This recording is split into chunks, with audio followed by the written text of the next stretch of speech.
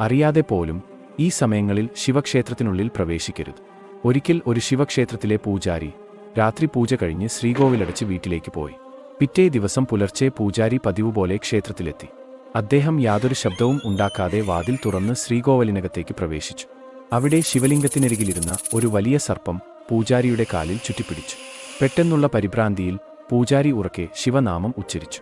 ഉടനെ തന്നെ ആ സർപ്പം പൂജാരിയെ വിടുകയും ചെയ്തു. ഭയന്ന പൂജാരി പെട്ടെന്ന് തന്നെ ശ്രീകോവിലിനു പുറത്തേക്ക് ഓടി. അദ്ദേഹം അവിടെ നിന്ന് സർപ്പത്തെ കണ്ടു തൊഴുതു. ഉടനെ തന്നെ സർപ്പം ശിവലിംഗത്തിനു പിറകിലേക്ക് ഇഴഞ്ഞുപോയി. പൂജാരി ധൈര്യം സംഭരിച്ച് ശ്രീകോവിലിനകത്ത് ചെന്ന് നോക്കി. എന്നാൽ ആ സർപ്പം അവിടെ ഉണ്ടായിരുന്നില്ല. അപ്പോഴാണ് പൂജാരി മനസ്സിലാക്കിയത് സർപ്പത്തിന്റെ രൂപത്തിൽ സാക്ഷാൽ ശിവഭഗവാൻ തന്നെയായിരുന്നുവെന്ന്.